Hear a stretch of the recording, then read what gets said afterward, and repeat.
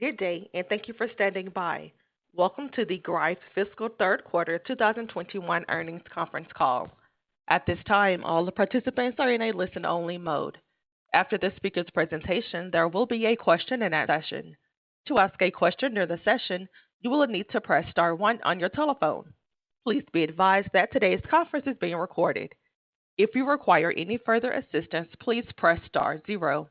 I would now like to hand the conference over to your speaker today, Matt Eichmann. Please go ahead. Thanks, Whitney, and good morning, everyone. Welcome to Greif's Third Quarter Fiscal 2021 Earnings Conference Call. This is Matt Eichmann, and I'm joined by Pete Watson, Greif's President and Chief Executive Officer, Larry Hilsheimer, Greif's Chief Financial Officer, and Ali Rosgaard, Greif's Chief Operating Officer. We will take questions at the end of today's call. In accordance with Regulation Fair Disclosure, please ask questions regarding issues you consider important, because we're prohibited from discussing material, non-public information with you on an individual basis. Please limit yourself to one question and one follow-up before returning to the queue. Please turn to slide 2. As a reminder, during today's call, we will make forward-looking statements involving plans, expectations, and beliefs related to future events. Actual results could differ materially from those discussed. Additionally, we'll be referencing certain non-GAAP financial measures, and reconciliation to the most directly comparable GAAP metrics can be found in the appendix of today's presentation. And now, I turn the presentation over to Pete on slide 3. Hey, thanks, Matt, and good morning, everyone. We appreciate your interest in Greif and hope that you and your families are staying both safe and healthy during the pandemic. Greif delivered robust third quarter results. We executed with discipline to deliver record quarterly adjusted EBITDA of $238 million and adjusted Class A earnings per share of $1.93, fueled by strong volumes and ongoing strategic pricing actions as we continue to experience strong demand across our global portfolio. Our leverage ratio fell at 2.8 times, and our board approved a 2-cent and a 3-cent increase to our Class A and Class B quarterly dividend, respectively payable on October 1st. We're also increasing our adjusted earnings per share and adjusted free cash flow guidance, reflecting our strong year-to-date results and positive outlook for the remainder of the fiscal year. Finally, in late June, we announced a planned executive leadership transition that will occur next year. Upon my retirement on February 1st, 2022, Ali Rosgaard will assume responsibility for Greif's next Chief Executive Officer. Until that time, Ali will serve as Chief Operating Officer and work closely with me and our executive leadership team on his transition. Ali is a servant leader and a proven team builder with a demonstrated commitment to customer service excellence and disciplined operational execution. Those attributes, along with his extensive manufacturing and industrial packaging experience, makes him the ideal leader to take Greif forward. Ali, I'd like to ask you to say a few words. Thanks, Pete, and good day, everyone. It's great to be with you. As Pete mentioned, my name is Ali Rosgaard, and I'm excited and humbled to be named as Greif's next CEO.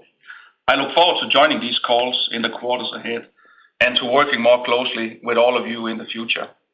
As head of Global Industrial Packaging, my focus was on driving and delivering the operating and business results that our customers and shareholders expect.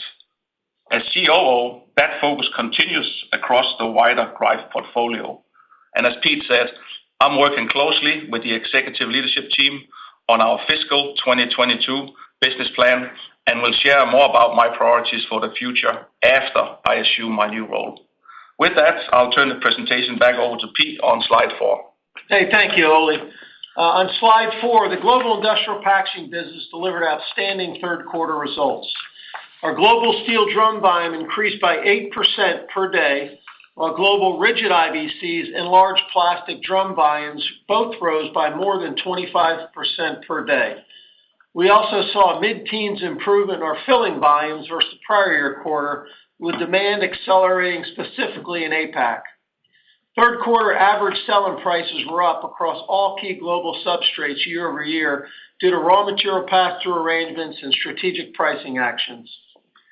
In North America, which features our most diverse product mix, all of our key substrates recorded low teens volume growth or better versus the prior year, thanks to generally improving industrial conditions. In Latin America, steel drum volumes rose by 15%, on a per-day basis versus the prior year and benefited from improved industrial trends and a strong agricultural and citrus season. In EMEA, third quarter steel drum and rigid IBC volumes increased by roughly 5% and 28% per day respectively, with strong improvement across most key end markets. And finally, in APAC, steel drum volumes rose by 7% per day versus the prior year. Demand was solid in China, but a little softer in Southeast Asia due to COVID-19 related lockdowns that we continue to monitor across parts of that region. Across GIP, we see little indication of customers rebuilding inventory. Supply chain conditions remain tight, and our team is managing this challenge very well. Well, we have not experienced any significant raw material shortage. Some of our customers have, which has negatively impacted our demand in certain regions. Labor availability is becoming more challenging, which is not unique to Greif, and has impacted the productivity of some plants in both GIP and paper packaging. These disruptions are not material at enterprise level, but certainly present operational challenges nonetheless. GIP's key end markets are healthy. We experienced a double-digit performance volume demand year over year for bulk chemicals, specialty chemicals, and lubricants in most parts of our global portfolio. Volume demand for paints and coatings also strengthened, especially in the U.S. and EMEA. And volume demand for solid food and paste weakened versus the prior year quarter, but this was largely a result of pricing and margin decisions on our part that impacted conical demand in Southern Europe. GIP's stronger volumes and higher average selling prices resulted in higher segment sales and gross profit year over year. GIP's third quarter adjusted EBITDA was a record and rose by roughly $62 million due to higher sales, partially offset by higher SG&A expense, mainly attributed to higher incentive accruals. The business also benefited from a $9 million operating tax recovery in Brazil and an $8 million FX tailwind. Please recall that GIP's Q3 2020 results included an opportunistic sourcing benefit of $5 million that did not recur. Looking ahead, GIP is off to a solid fourth quarter with August volumes comparable to our trend in July. I'd also like to comment that our thoughts and prayers are also with those that were impacted by Hurricane Ida earlier this week.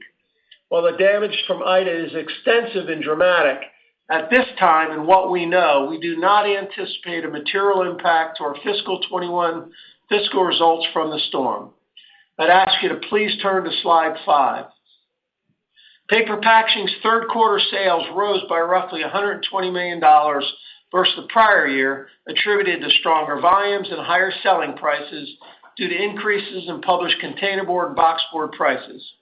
Adjusted EBITDA rose by roughly $18 million versus the prior year due to higher sales, partially offset by higher transportation and raw material headwinds, including a $24 million OCC drag. SG&A expenses rose year over year, primarily due to higher incentive accruals. We are actively executing on price increases in response to robust demand and cost inflation. Since early June, we've announced 5 price increases, including a total of $100 a ton on CRB, $120 a ton in total on URB, and $70 a ton on containerboard.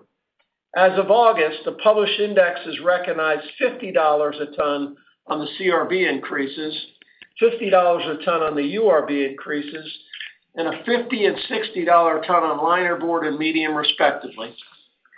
Demand in our current converting operations remain very, very strong. Third quarter volumes in Core Choice, our corrugated sheet feeder system, were up roughly 27% per day versus the prior year and are anticipated to stay strong through the fiscal fourth quarter. Third quarter specialty sales, which includes litho-laminate, triple wall bulk packaging, and coatings, were up more than 38% versus the prior year. Third quarter tube and core volumes were up nearly 18% per day versus the prior year and accelerated by mid-single digits versus Q2, thanks to improved demand for textiles and protective packaging and continued strength in the film end market segment. Paper packaging is off to a solid start in August. Volumes in core choice and our tube and core business are comparable to July's actuals. Similar to my comments about GIP, we do not anticipate damage caused by Hurricane Ida to have a material impact to our paper packaging results in Q4. I'd like to now turn it over to our CFO, Larry Hilsheimer. Thank you, Pete. Good morning, everyone. Please turn to slide 6 to review our quarterly financial performance. Big picture, it was an outstanding quarter. Third quarter net sales, excluding the impact of foreign exchange, rose 34% versus the prior year quarter due to stronger volumes and higher selling prices and were a record. Adjusted EBITDA rose by $78 million and was also a record. As Pete mentioned, EBITDA results include a $9 million Brazilian tax refund from overpayment of revenue-based taxes to the government that occurred in prior periods and were wrongly levied. That refund reduced SG&A. Keep in mind our adjusted EBITDA result overcame more than $50 million of combined OCC and incentive headwinds versus the prior year, making our performance that much more impressive.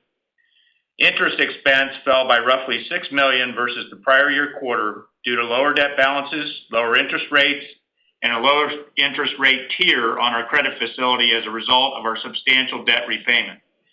Our third quarter GAAP and non-GAAP tax rate were both 22% and were flat to prior year.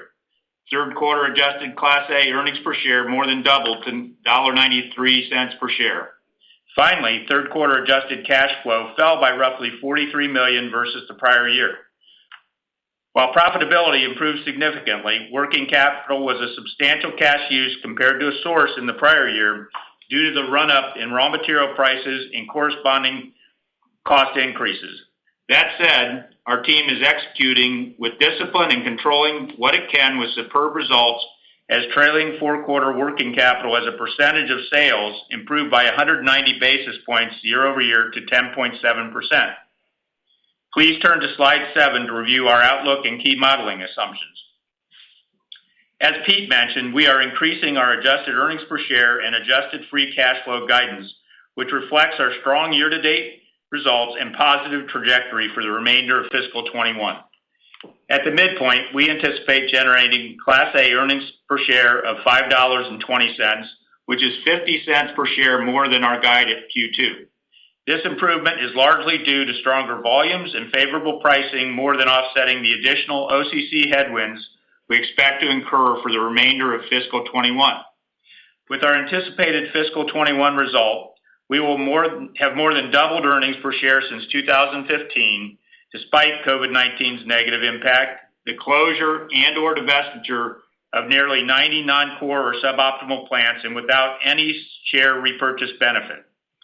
Also, keep in mind that we currently have 600,000 more shares outstanding now versus the end of 2015.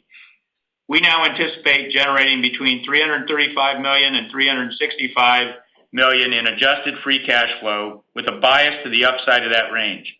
At the midpoint, adjusted free cash flow has improved by $45 million relative to our Q2 guide due to improved earnings, slightly lower capital expenditures, and cash tax savings, partially offset by higher working capital usage commensurate with our announced price increases to offset cost inflation. Please turn to slide 8. We employ a consistent three-pronged capital deployment strategy focused on business reinvestment, debt reduction, and capital returns.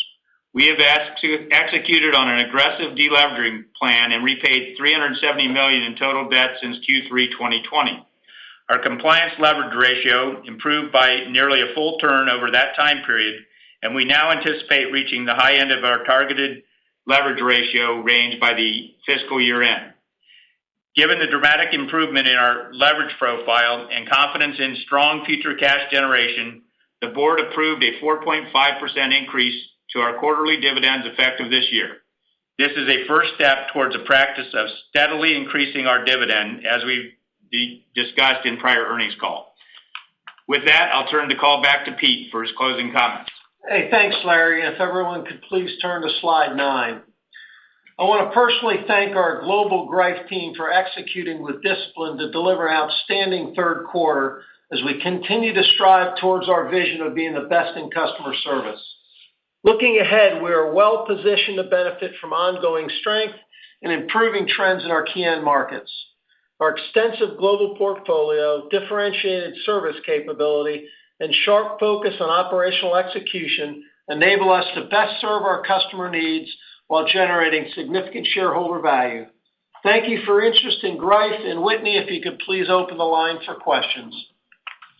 As a reminder, to ask a question, you will need to press star 1 on your telephone. Please limit yourself to one question and one follow-up question. To withdraw your question, please press the pound key. Please stand by while we compile the Q&A roster. Your first question is from the line of Ghansham Panjabi with Baird. Thank you. Good morning, everybody. Morning, Ghansham. And congrats, Pete and Ole, on your new roles. Wish you best in the future. I guess on the industrial packaging side and, the operating leverage you delivered was quite substantial. Can you give us a bit more insight into whether there was any sort of mixed benefit for that segment? I'm just looking at volumes, which basically reversed the decline from 3Q, 2020. So I guess I'm trying to understand what drove the extent of the margin expansion, even with cost inflation to the extent you experienced. Yeah, so I'll talk a little bit about the volume and a little bit margin, and Larry can add. But, from a volume standpoint, Ghansham, we had some low benchmark comparisons versus the prior year.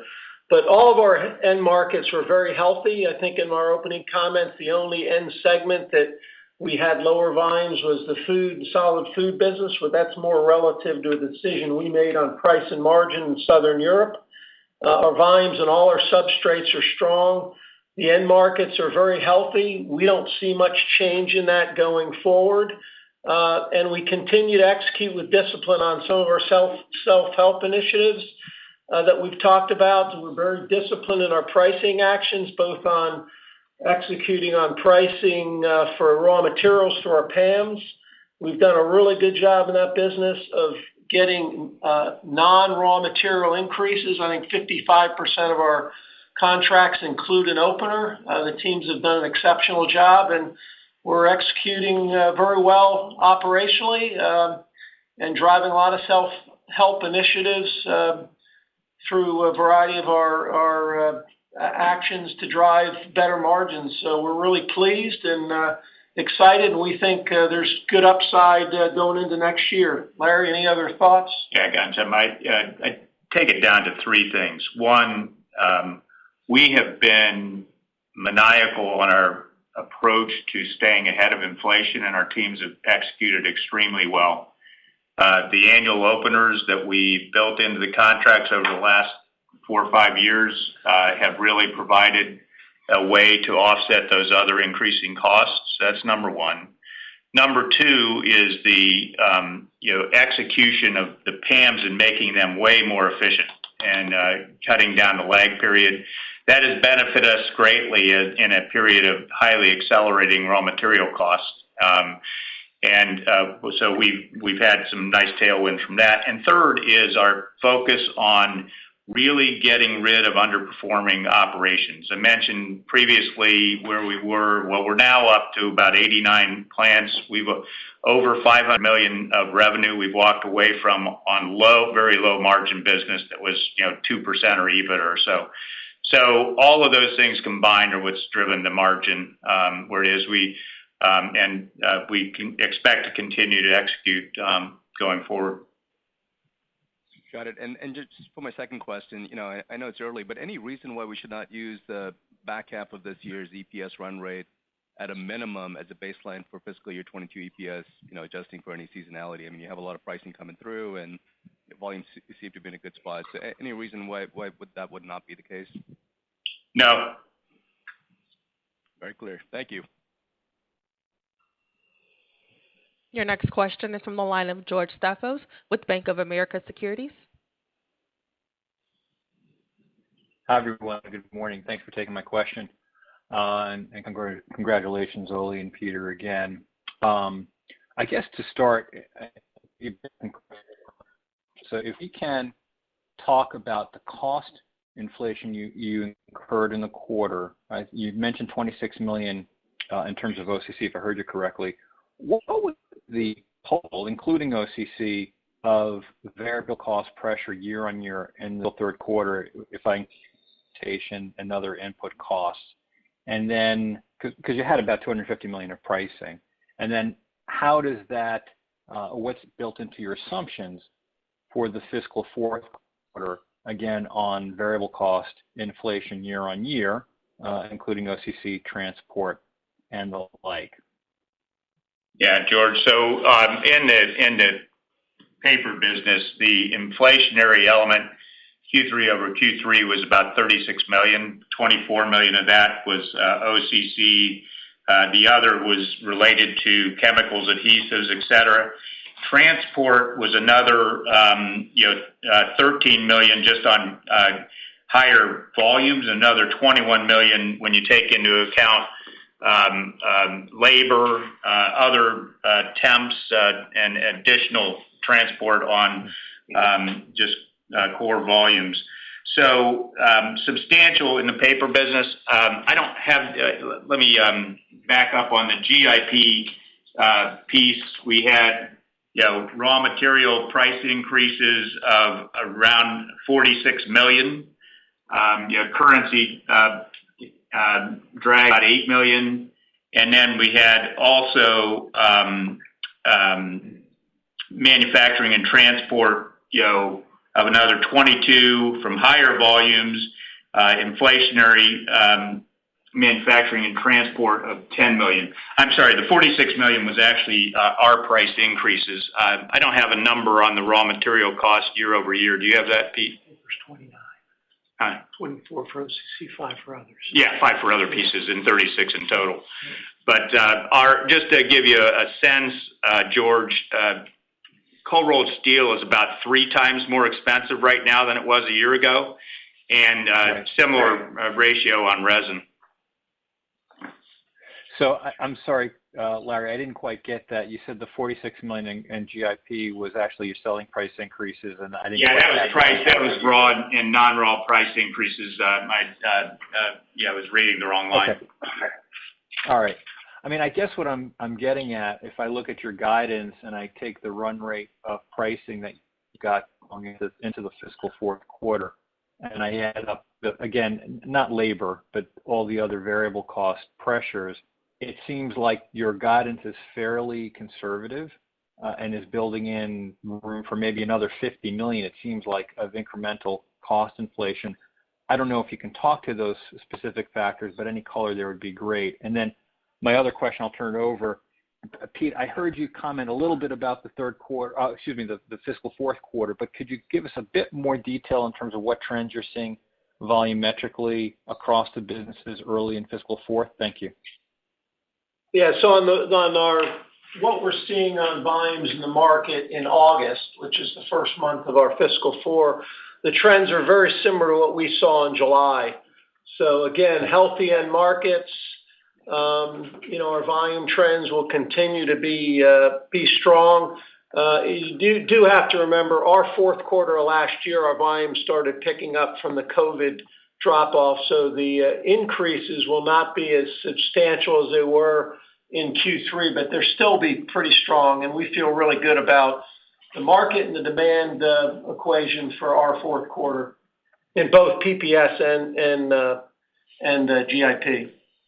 Yeah, and George, I don't have the clear data on the raw material component. We do expect that our margin in our GIP business will be slightly lower in Q4 than it was in Q3 because we don't anticipate steel costs going up as much, and so we'll have a catch up where our pricing indexes did not increase, but we have some higher cost steel coming in to our inventories, but still very healthy margins. Okay, thank you. I'll turn it over. Your next question is from the line of Mark Wilde with the BMO Capital Markets. Thanks. Good morning, guys. And Pete, I just want to say kind of congratulations to both you and Mike. I can remember 6 years ago the company was in a much tougher situation when you took over, and it's nice to see you kind of getting ready to go out with such strong performance. My questions are really if you can help us a little bit more on what is left in terms of pricing. You talked about sort of the board price initiatives you have, but I'm also just curious in terms of kind of the lag roll through on tubes and cores and corrugated sheets and converted products. So if you can just help us, think about that issue. No, thanks, Mark, and I appreciate the kind words. And I got to tell you, we've got a very deep bench here at Greif, and we've got a great, talented team. And I have very, very high belief that we're going to have a great future at Greif. So, to your question on what's left of the mill increases, so as we said, container board is a 60 in medium, 50 in liner. It's been recognized. We'll start getting impact in September with full impact by October. So not a full Q4 impact, but it'll be accelerating through the quarter. On URB, we have a $50 a ton increase that has been recognized, and again, the impact will start in September and be fully realized through October. What's left on URB is we announced $70 on September 13th. We fully expect that to be recognized as the backlogs and demand for that product is very, very strong at this point, and don't see any change in the future. On CRB, we announced a $50 and it was recognized in two pieces, one at 30 and one at 20. Our recognition or impact won't be till calendar 2022 due to contracts in that business. We have also announced a $50 ton increase for August 30th for CRB, and we fully expect that to be recognized as well. Again, business conditions are strong, our backlogs are long, and we're real bullish on this business right now. Okay. And Pete, for my second question, I'm just curious about potential investments in the URB business. I mean, you've got one really large competitor there. They picked up a very efficient machine in Wisconsin a few years ago. They're rebuilding their main complex down in the southern U.S. So to remain competitive with them as they improve their asset base, do you need to make incremental investments in your system? Yeah, so you make a good point, and our largest competitor has done some investments, and as you know, they have taken a stranded medium machine and converted it to a wider and a very efficient URB machine. But we've got a plan for how we're going to improve our URB system, and it combines both our mill system and our converting capability. We don't see that we're going to have a significant disadvantage in cost in that. I think what's more important is what we do and how we go to market and create a differentiated advantage, high touch from a customer service standpoint. How do we create value for our customers and grow that business through that customer service differentiation? But we are looking at ways to improve the overall cost structure and footprint of that mill system, and we'll have more to come, into 2022. Okay, and if I could slip just one more in, is it possible to just remind us of sort of the roll-off on the Graphic CRB contract? It is. We're not going to go specifically into it, Mark, only because that's between us and Graphic. But it's rolling out through the three different mills sequentially, starting next year into late 24. Okay, sounds good. Thanks, Pete. Thank you. Your next question is from the line of Adam Josephson with KeyBanc Capital Markets. Good morning, Pete and Ole. Congratulations and all the best of luck to both of you. Larry, one on GIP, just on your fourth quarter assumption, and then I've a full year question. So you had the FX benefit, the Brazil benefit. There's seasonality typically in that business, and that profitability is normally lower 4Q versus 3Q. You mentioned that the steel price issue. Can you just help me with what your expectations are for the profitability in that business in 4Q? And then I'm going to, again, ask a full year related question. Adam, I don't have the breakdown of, that business for the elements that you just spoke of. So let me just walk through just what we anticipate and what changed from our prior year guidance. I can talk broadly at the factors that are going to impact GIP, which will have lower profitability in the fourth quarter for some of the reasons you mentioned. But we had previously guided to $4.70 a share. We're now up to a midpoint of $5.20, and just roughly you've got 82 cents of operational improvement that's related to volume and prices, offset by about 42 cents of OCC. Interest expense is a 5-cent lift, tax is a penny lift, and then we've got other on equity earnings and stuff that's roughly 4 cents on the midpoint. There's ranges around all of those. But we won't have any more tax refund from Brazil in this current year, and likely not in the future, although there's a slight possibility we may get something further down the line.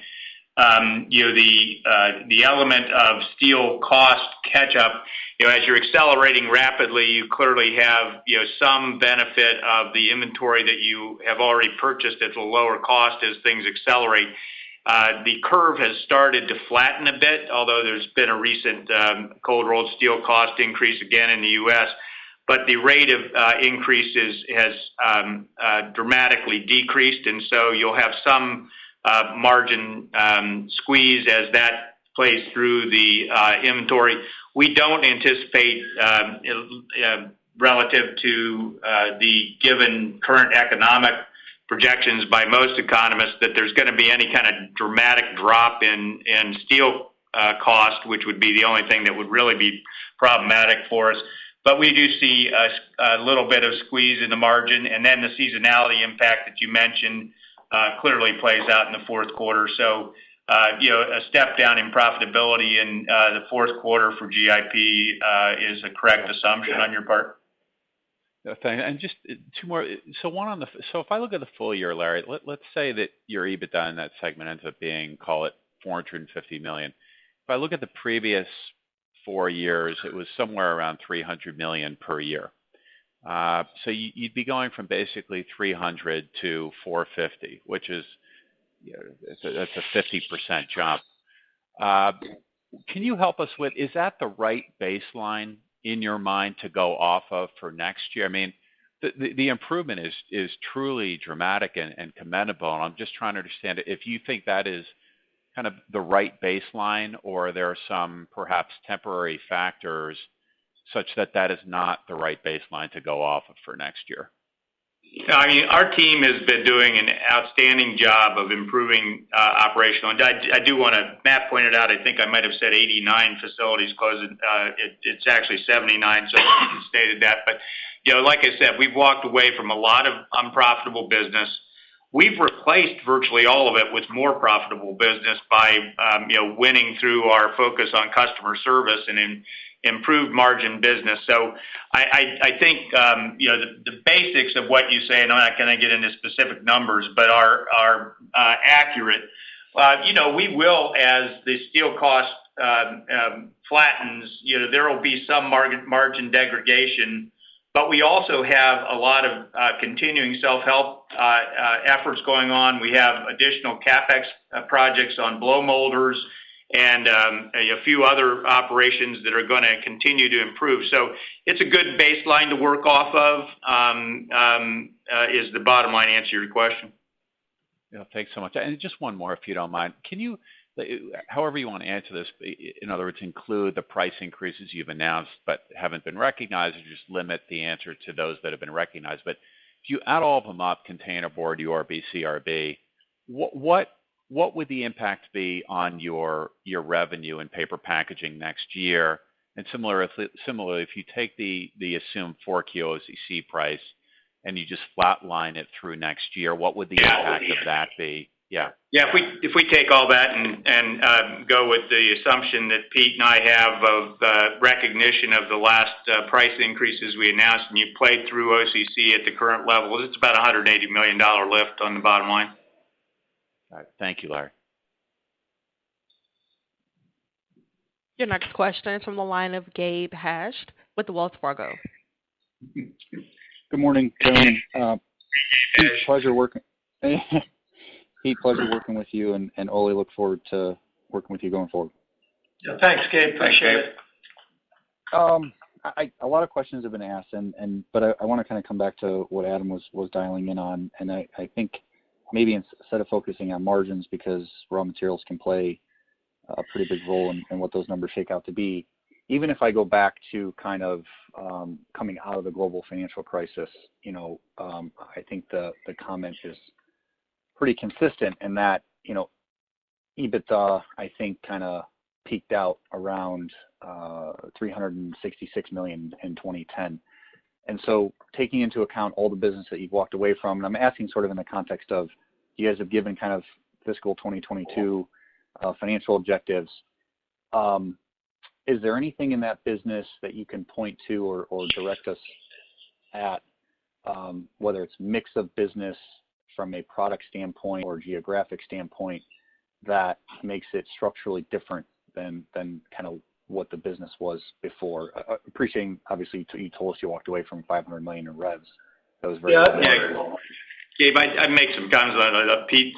So big picture, if you think about it, we've been consistently talking to all of you about the fact that we've been focused on building our business in plastics and IBCs. It's a pretty big structural change relative to the margin profile, particularly after we walk away from the poor business we had.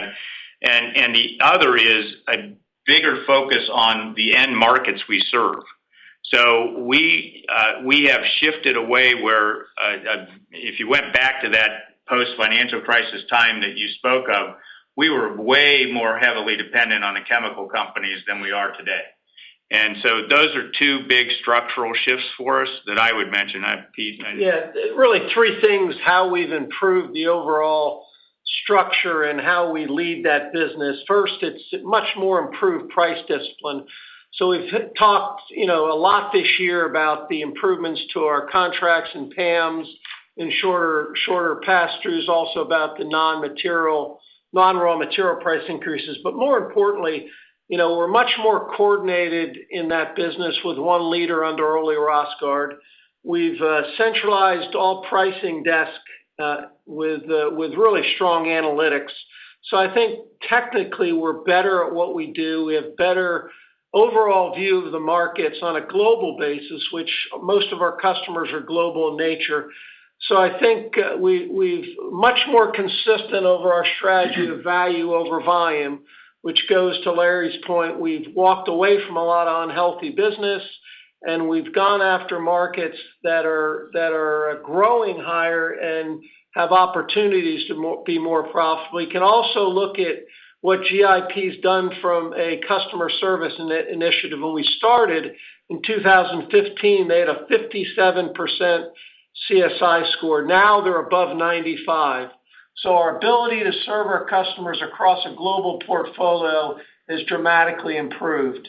As Larry said, our strategic growth initiatives are into the resin-based products, IBCs, IBC reconditioning, and plastic drum. If you remember 5 years ago, I think our total percentage of products, our revenue in steel was over 60%. It's now at 51%. So that growth is in better profitable business in higher growth markets that the plastic drums and the IBCs address. And third, we've talked about this, and it's really important. We've got some tremendous self-help initiatives.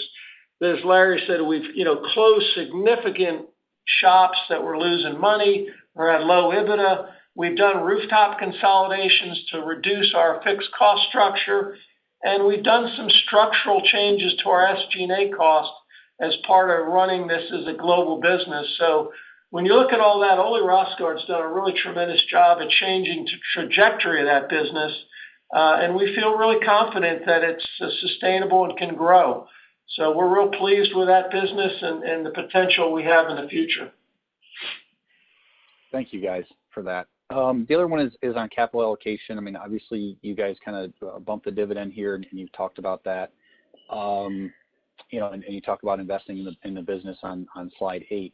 One of the things I think you put in prior slide decks is kind of your framework for which you kind of filter and think about inorganic or M&A. Can you remind us a little bit, maybe Larry, as to how you think about M&A, I guess from a financial standpoint, and sort of how does that coincide with the way management is incentivized? Yeah, thanks, Gabe. Look, we will remain committed to spending the capital needed to make sure that we feed the cash machine we have, meaning we will spend what we should on maintenance capital. I think you'll see us doing more and more around automation, given the labor components of things. So highest priority is always making sure that we save and grow what we have. And then we will continue to focus on getting our debt leverage ratio down to where we target, but obviously we're very close and expect to be there at the end of this fiscal year now. So we've talked previously about we're in the middle of a strategic plan, focusing on wrapping that up by the early part of next year, and then we'll communicate out to all of you about what our go-forward look is relative to M&A and that kind of thing. But we also recognize that we are going to be in a situation of really having a lot of excess capital very shortly. And so to the extent that we don't meet our criteria, which, that same chart that we showed many years ago around the various return criteria that we have, given the risk of a potential investment, will continue to apply. And to the extent that we don't find opportunities that fit our appetite, then we'll be returning even more capital to our shareholders. Hey, Gabe, this is Pete. I just want to make one comment on that. So I think we've done a phenomenal job at deleveraging the balance sheet. But I just want to make it clear, regardless of what our debt leverage ratio is, we're going to be really disciplined in our process to capital allocation. I think that's important. We're going to stay true to our strategy and our priorities. So I feel really good about that process that we've put in. And again, we're going to have a very, very disciplined approach for how we allocate capital to create the best value for the shareholders. I appreciate that, gentlemen. I just obviously there was an initial response to the CareStar acquisition and questions around timing and such. So just wanted to kind of refresh as to how you guys think about it. Thank you. Thanks, Gabe. Again, to ask a question, please press star, then the number 1 on your telephone keypad.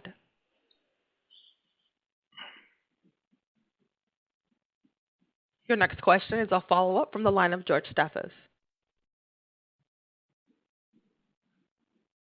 Hi, everybody. Thanks for taking the follow-ons. Pete, I was wondering if you could talk where your volume trends are by end market relative to where they were pandemic.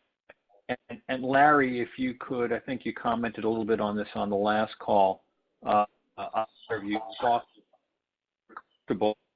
that there should continue to be, growth for Greif in markets and for the company, looking at fiscal 22 and fiscal 23, because a lot of the questions, obviously, from the analysts today, ourselves included, is, hey, you've had a great year, but you also have a tough comparison now. So where's the growth going to come from, essentially?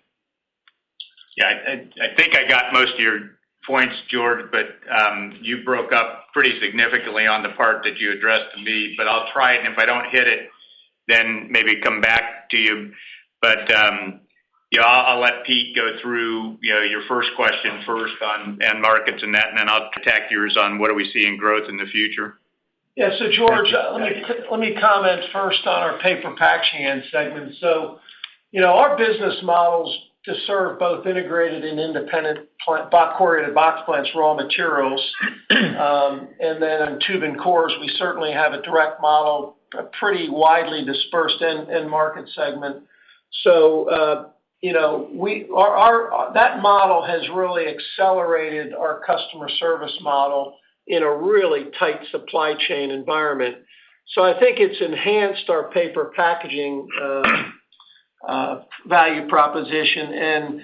And with our strategic investments in that business, we've really taken advantage of the e-commerce packaging. So we've grown significantly in that segment compared to where we were 2 years ago. So I think that's one big trend. And I also think, the pandemic, our tube and core business, really damaged some of those markets, and they're coming out of it very well, as you can see by our growth of 18% year over year. And we see really good, strong trajectory of our end markets in our tube and core business in August and going forward. So I think we're really well positioned in the end segments there. I'd like to ask Ole to comment on those end segments strengths in GIP, if you could, George. Thanks, Pete. Hi, George. Hi, Ole. So we see the end markets that we serve at the moment very strong, and in particular, bulk and specialty chemicals are strong. Lubricants, oils and paints, and coatings and adhesives, those end markets are strong, and we expect them to remain strong in the foreseeable future. And I think one thing is you look at a trend, George, from a standpoint of disinfectant and cleanliness, which I think is going to be a bigger factor post-pandemic, is some of those end products and chemicals we produce that will continue to improve. And again, our greater access to IBCs and IBC reconditioning really positions us well to some of those growing markets.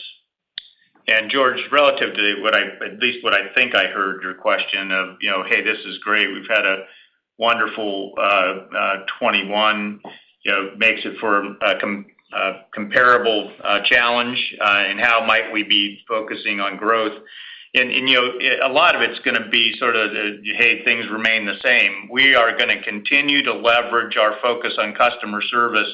We believe, gained some market share. We recovered the business that we walked away from with more profitable business, and we attribute that to winning customer share because we are a reliable supplier and we are a value-add supplier. And our teams have done a great job of building those relationships with the customers in both the GIP and PPS business, and we'll continue to leverage that. Second is back to the strategy of continuing to extend in the plastics and the IBCs and our plastic drum businesses and extending that. And then third will be looking at over-integration in our paper business, and what do we continue to do? We've been very pleased with the success of Palmyra even through COVID and coming out.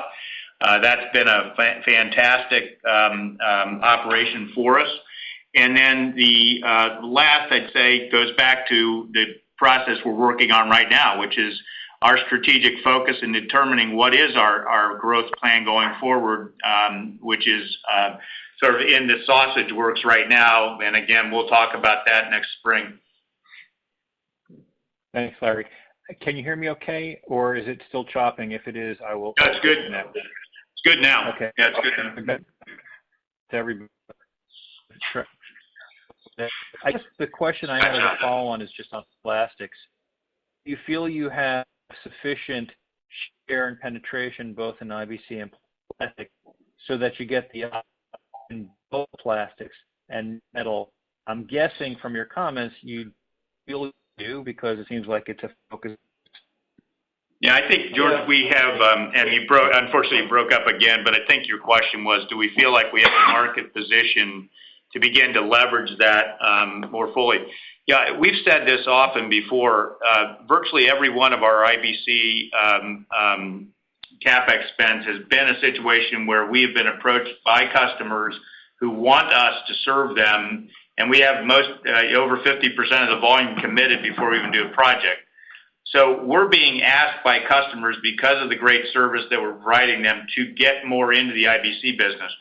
As we do more and more, that virtuous cycle and the recycling component, really starts to drive the margin improvement. And we did the Tholu acquisition a couple years ago. We did the investment in the recycling group here in the United States. We did another small deal in Italy.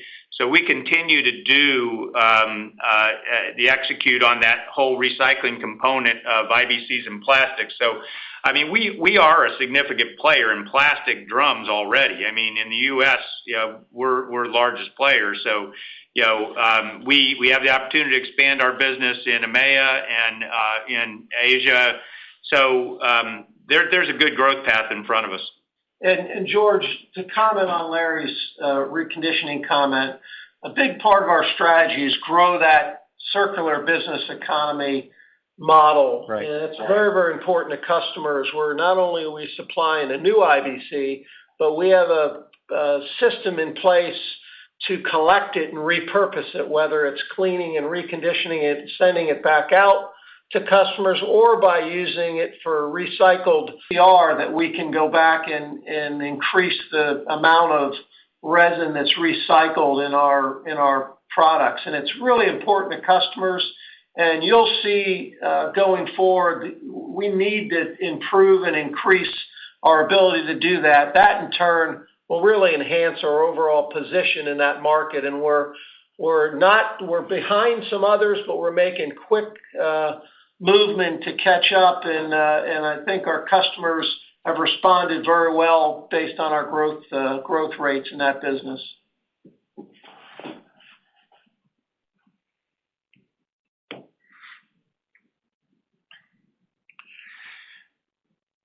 Whitney, we'll take the next question. We may have lost George. Okay. Okay, your next question is a follow-up from Mark Wilde.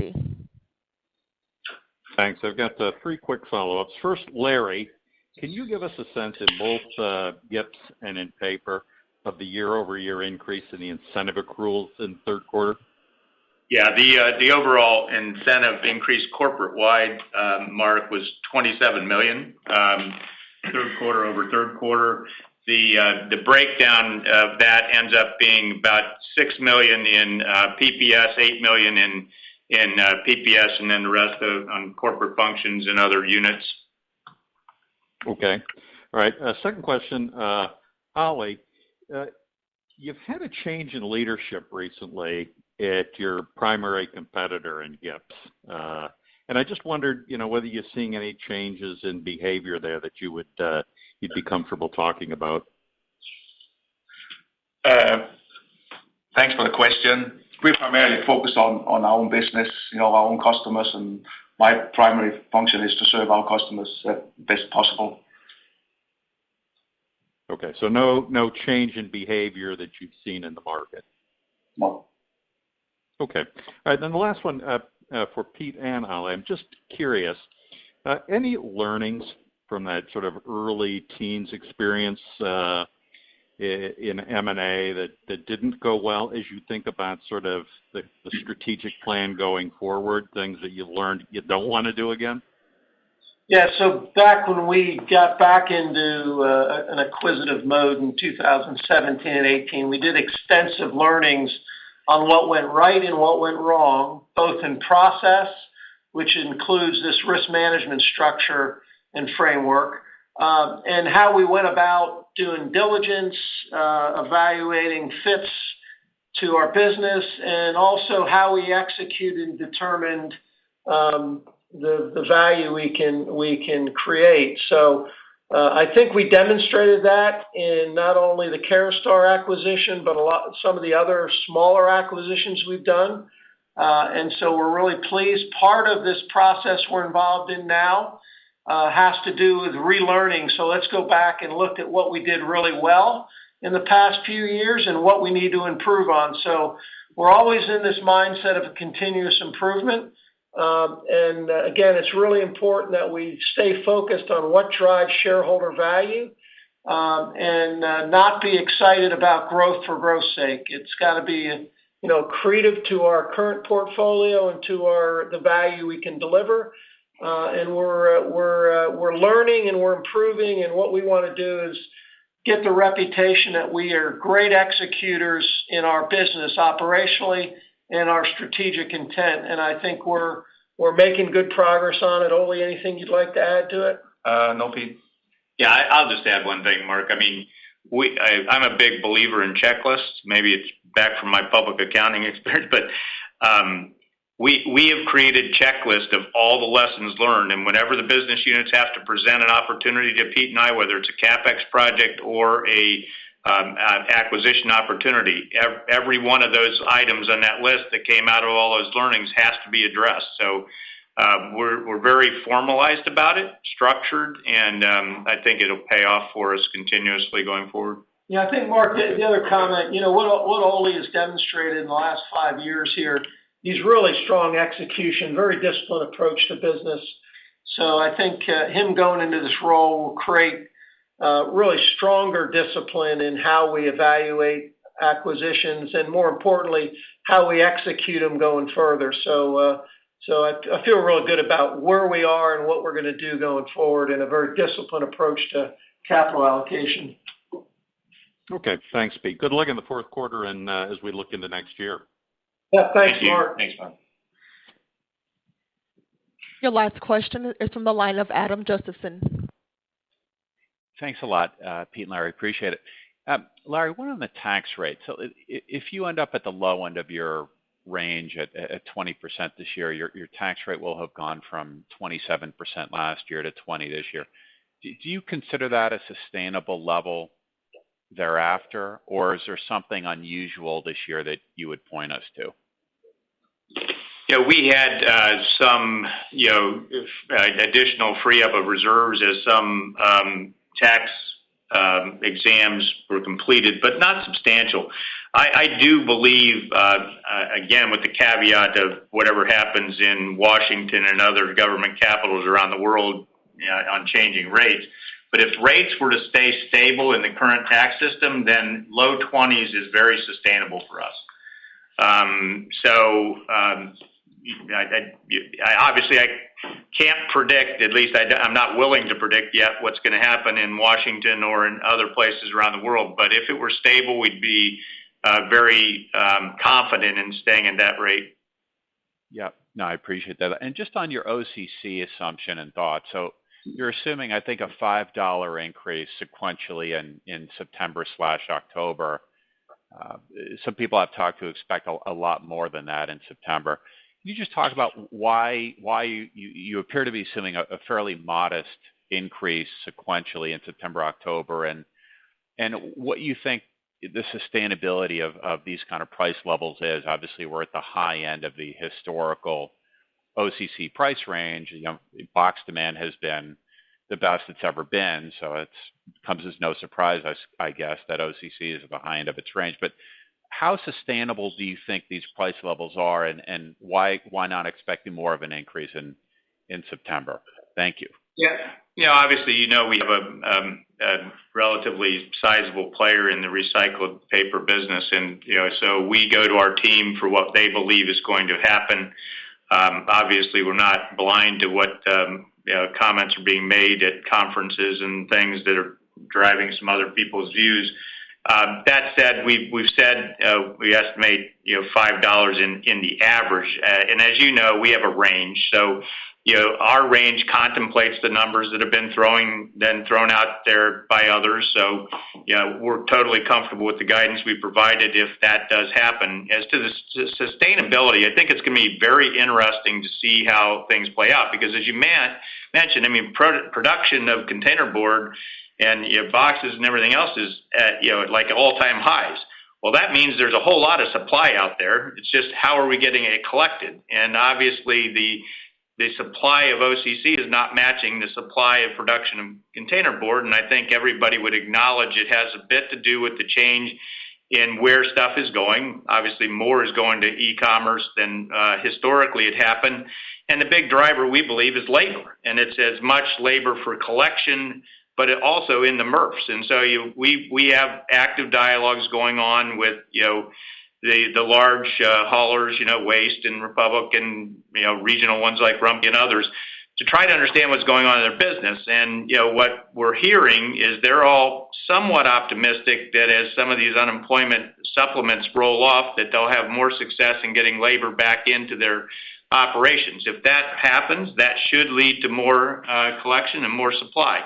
So, we're I'll say hopeful. I wouldn't say optimistic, but hopeful, and believe that OCC costs should trend back down over time as the labor component of this gets addressed either through more employment or through more automation in their operations. Got it. Thanks so much, Larry, and best of luck in the quarter. Thanks. Thanks, Adam. At this time, there are no further questions. I will now hand the call back to Matt Eichmann for closing remarks. All right. Well, thank you very much, Whitney. We'd like to thank everybody for their participation today and their questions. Hope you all have a really nice weekend ahead. Take care now. That does conclude today's conference call. Thank you for joining. You may now disconnect.